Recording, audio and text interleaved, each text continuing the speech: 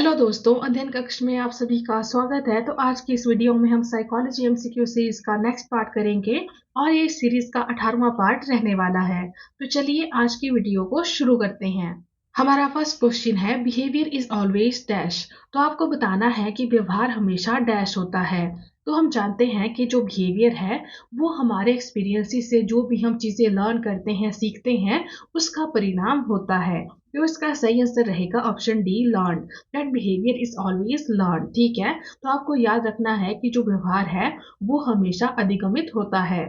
Next question is, which method of psychological inquiry use independent and dependent variable. तो आपको बताना है कि साइकोलॉजिकल इंक्वायरी का वो कौन सा मेथड है जो कि इंडिपेंडेंट और डिपेंडेंट वेरिएबल का उपयोग करता है, उसका इस्तेमाल करता है।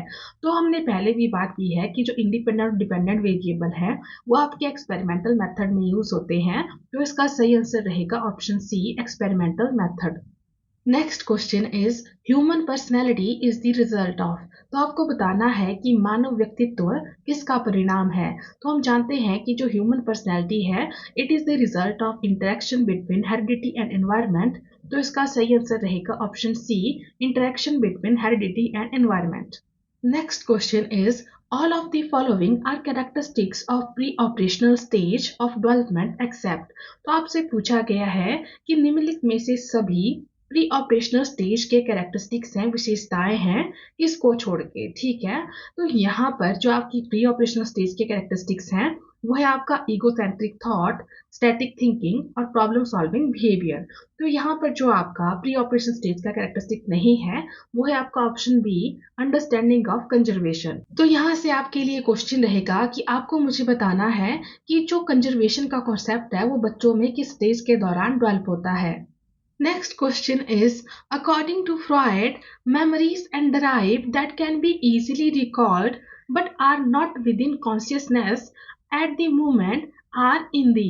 तो आपको बताना है कि फ्रॉइड के अनुसार ऐसी मेमोरीज और डराइव जिन्हें कि हम आसानी से रिकॉल कर सकते हैं लेकिन इस मोमेंट पर वो हमारी कॉन्शियसनेस में नहीं है, तो वो चीजें कहाँ पर होती हैं। तो ये जो चीजें हैं ये आपके प्री कॉन्शियस माइंड में होती है। तो इसका सही आंसर रहेगा ऑप्शन बी, प्रीकॉशियस। तो आपको याद रखना है कि ऐसी चीजें जो कि हमारी कॉन्शियस माइंड में नहीं होती है लेकिन हम थोड़ा सा एफर्ट देके हम उन चीजों को रिकॉल कर सकते हैं, हम उन्हें अपनी कॉन्शियसनेस में ला सकते हैं, तो वो चीजें आपके प्री कॉन्शियस माइंड में स्टोर होती हैं। अब यदि हम बात करें डिवीजन ऑफ माइंड की, तो जो सिगमंड फ्रॉइड है इन्होंने माइंड को 3 पार्ट्स में डिवाइड किया है, प्री कॉन्शियस, कॉन्शियस और unconscious mind. Pre conscious mind की बात तो हमने अभी कर ली कि इसमें वो सारी इंफॉर्मेशन, वो सारे इवेंट्स, कंसर्न, थॉट्स, मेमोरी आ जाते हैं जिससे कि एक पर्सन इस मोमेंट पर अवेयर नहीं होता है, लेकिन यदि वो थोड़ा सा एफर्ट करे तो वो उन चीजों को रिकॉल कर सकता है। ठीक है, और जो आपका कॉन्शियस माइंड है इसमें वो सारी चीजें आ जाती हैं जिससे कि एक पर्सन इस मोमेंट पर अवेयर होता है। मतलब कि जो चीजें इस क्षण आपके कॉन्शियसनेस में है वो आपके कॉन्शियस माइंड में आती है। और जो आपका अनकॉन्शियस माइंड है वो माइंड का वो हिस्सा है जो कि हमेशा छुपा हुआ रहता है। मतलब कि इसमें ऐसी चीजें आती हैं जिनको कि हम एफर्ट दे के भी रिकॉल नहीं कर सकते हैं। तो ये आपका क्या है, हिडन रहता है, छुपा हुआ रहता है। Next question is, which of the following psychologists places special emphasis on the need of positive regard and the need of self regard। तो आपको बताना है कि इनमें से वो कौन से मनोवैज्ञानिक हैं जिन्होंने सकारात्मक सम्मान की आवश्यकता और आत्म सम्मान की आवश्यकता पर विशेष जोर दिया है। तो आपको याद रखना है कि जो कार्ल रॉजर हैं इन्होंने नीड फॉर पॉजिटिव रिगार्ड और नीड फॉर सेल्फ रिगार्ड पर काफी ज्यादा एम्फसाइज किया है। तो इसका सही आंसर रहेगा ऑप्शन बी, कार्ल रॉजर। यदि हम थोड़ा डिटेल में बात करें तो जो कार्ल रॉजर हैं इन्होंने अपनी पर्सन सेंटर्ड थ्योरी में जो कि 1951 में डेवलप की थी, इन्होंने इसमें नीड फॉर पॉजिटिव रिगार्ड और नीड फॉर सेल्फ रिगार्ड पर काफी ज्यादा एम्फसाइज किया है। जो आपका नीड फॉर पॉजिटिव रिगार्ड है इसमें आपका unconditional acceptance, love, approval from other, ये चीजें आती है। और जो आपका नीड फॉर सेल्फ रिगार्ड है इसमें आपका सेल्फ एक्सेप्टेंस, सेल्फ एस्टीम और सेल्फ वर्थ आती है। तो इस क्वेश्चन का सही आंसर रहेगा option B, Carl Roger. Next question is organizing the string of letter B, F, J, T, A, V, K, C into J, F, K, T, V, C, A, B is an example of। तो आपको बताना है कि जब हम किसी letter की string जो कि यहाँ पे आपको दी हुई है, जब हम इसको इस तरीके से ऑर्गेनाइज करते हैं तो ये किस चीज का एग्जाम्पल है। तो ये चंकिंग का एग्जाम्पल है, तो इसका सही आंसर रहेगा ऑप्शन डी, चंकिंग। यदि हम चंकिंग की बात करें तो जो चंकिंग है ये एक ऐसा कोग्निटिव प्रोसेस है जहां पर हम इंफॉर्मेशन को छोटे छोटे यूनिट्स में ब्रेक डाउन करते हैं और फिर हम इन छोटे छोटे यूनिट्स को एक मीनिंगफुल तरीके से ऑर्गेनाइज करते हैं, ठीक है। और इससे क्या होता है, हमारी जो मेमोरी है, जो रिकॉल करने की पावर है, वो उससे एनहांस होती है। अब फॉर एग्जाम्पल यदि कोई फोन नंबर है, ठीक है, तो हम उसको कैसे याद रखते हैं। कुछ लोग उसको 2 3 के सीक्वेंस में याद रखते हैं और कुछ लोग उसको 2 2 के सीक्वेंस में याद रखते हैं। अब फॉर एग्जाम्पल आपके पास यहाँ पे ये नंबर दिया है, तो कुछ लोग हो सकता है इसको 2 3 के सीक्वेंस में याद करें और कुछ लोग हो सकता है इसको 2 2 के सीक्वेंस में याद करें, ठीक है। तो इसी चीज को हम चंकिंग कहते हैं। Next question is which theorist revised Sigmund Freud's stages of development and replacing Freud's psychosexual stages with psychosocial stages। तो आपको बताना है कि वो कौन से थ्योरिस्ट है जिन्होंने सिगमंड फ्रॉइड की डेवलपमेंट की स्टेजेस को रिवाइज किया और फिर जो फ्रॉइड की साइकोसोशल स्टेजेस हैं उन्हें साइकोसोशल स्टेजेस से रिप्लेस किया है। तो ये किया है एरिक्सन ने, तो इसका सही आंसर रहेगा ऑप्शन बी, एरिक्सन। जो एरिक्सन है इन्होंने सिगमंड फ्रॉइड की डेवलपमेंट की स्टेजेस को संशोधित किया है, रिवाइज किया है और उनकी जो साइकोसेक्सुअल स्टेजेस हैं उनको इन्होंने साइकोसोशल स्टेजेस से रिप्लेस किया है।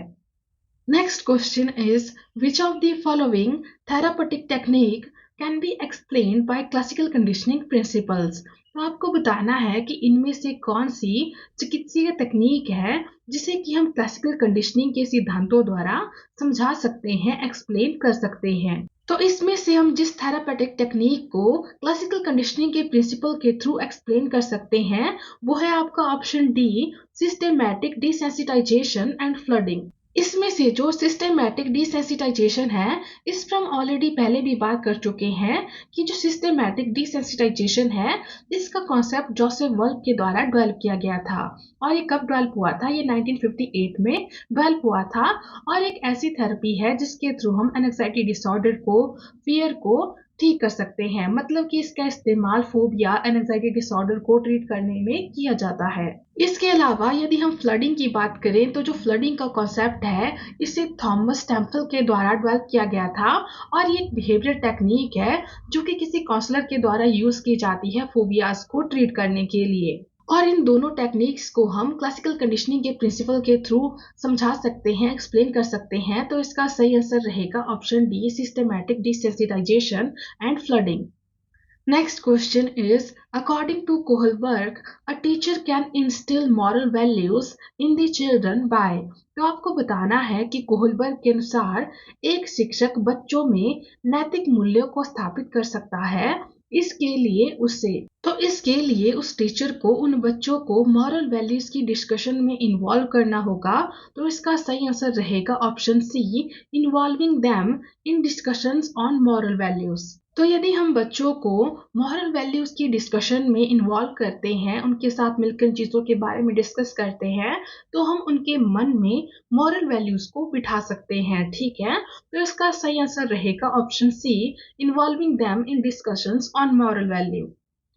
Next question is a child cannot distinguish between saw and was, nuclear and unclear is suffering from। तो आपको बताना है कि एक बच्चा जो कि सॉ और वॉज और अनक्लियर और न्यूक्लियर के बीच में अंतर नहीं कर पा रहा है वो किस चीज से पीड़ित है। तो ये बच्चा डिसलेक्सिया से पीड़ित है। तो इसका सही आंसर रहेगा ऑप्शन ए, डिसलेक्सिया। यदि हम डिसलेक्सिया की बात करें तो ये एक ऐसी लर्निंग डिसेबिलिटीज है जहां पर जो बच्चे होते हैं, जो इंडिविजुअल होते हैं, उन्हें किसी चीज को रीड करने में दिक्कत आती है। ऐसे जो इंडिविजुअल होते हैं उन्हें वर्ड्स को रिकॉग्नाइज करने में, उनको डिकोड करने में दिक्कत आती है, ठीक है। तो इसका सही आंसर रहेगा option A, dyslexia. Next question is who said that mental hygiene means investigation of the law of mental health and taking of measures for its preservation। तो आपको बताना है कि जो स्टेटमेंट है कि मेंटल हाइजीन का अर्थ है मानसिक स्वास्थ्य के नियमों की जांच करना और उसके संरक्षण के लिए उपाय करना है। तो ये जो स्टेटमेंट है ये ड्रेवर ने दी है, तो इसका सही आंसर रहेगा ऑप्शन ए ड्रेवर। इसी के साथ आपको याद रखना है कि जो ड्रेवर है इनका पूरा नाम जेम्स ड्रेवर है और ये एक स्कॉटिश साइकोलॉजिस्ट थे। Next question is children whose mental age is lower than their chronological age are called। तो पूछा गया है कि ऐसे बच्चे जिनकी मेंटल एज उनकी क्रोनोलॉजिकल एज से कम है तो उन बच्चों को हम क्या कहते हैं। तो ऐसे बच्चों को हम रिटार्डेड चिल्ड्रन कहते हैं। तो इसका सही आंसर रहेगा ऑप्शन डी रिटार्डेड चिल्ड्रन। इसी के साथ आपको याद रखना है कि ऐसे बच्चे जिनकी मेंटल एज उनकी क्रोनोलॉजिकल एज से ज्यादा होती है उन बच्चों को हम गिफ्टेड कहते हैं, जीनियस कहते हैं। Next question is who is the founder of playway method. तो आपको बताना है कि जो प्लेवे मेथड है इसके फाउंडर कौन है। तो जो प्लेवे मेथड है इसके फाउंडर फ्रेडरिक फ्रोवेल है। तो इसका सही आंसर रहेगा option A Froebel. Next question is Kohs block design test is dash. तो आपको बताना है कि जो को ब्लॉक डिजाइन टेस्ट है वो किस तरह का टेस्ट है। तो ये आपका इंडिविजुअल परफॉर्मेंस टेस्ट है। तो इसका सही आंसर रहेगा option B individual performance test. अगला क्वेश्चन है मोटिव इज अ डैश। तो आपको बताना है कि मोटिव क्या होते हैं। तो हम ऑलरेडी पहले भी बात कर चुके हैं कि जो मोटिव है वो हमारी ऐसी चीजें होती हैं जो कि हमें किसी चीज को करने के लिए मोटिवेट करती है, कंपेल करती है। तो इसमें हमारी ज़रूरतें, हमारी डिजायर्स आ जाती हैं। तो इसका सही आंसर रहेगा option C a desire. Next question is standard progressive matrices by J.C. Ravan is used to measure। तो आपको बताना है कि J.C. Ravan ने जो standard progressive matrices टेस्ट को डेवलप किया है इसका इस्तेमाल किस चीज को मेजर करने में किया जाता है। तो हम जानते हैं कि जो स्टैंडर्ड प्रोग्रेसिव मैट्रिसेस टेस्ट है इसका इस्तेमाल इंटेलिजेंस को मेजर करने में किया जाता है और ये इंटेलिजेंस को मेजर करने का एक नॉन वर्बल टेस्ट है। तो इसका सही आंसर रहेगा option B non verbal intelligence. Next question is who said heredity is the sum total of inborn individual traits. तो आपको बताना है कि ये जो स्टेटमेंट है that heredity is the sum total of inborn individual traits ये किसके द्वारा दी गई है। तो ये जो स्टेटमेंट है इसे बी एन झा ने दिया है। तो इसका सही आंसर रहेगा option D B N Jha.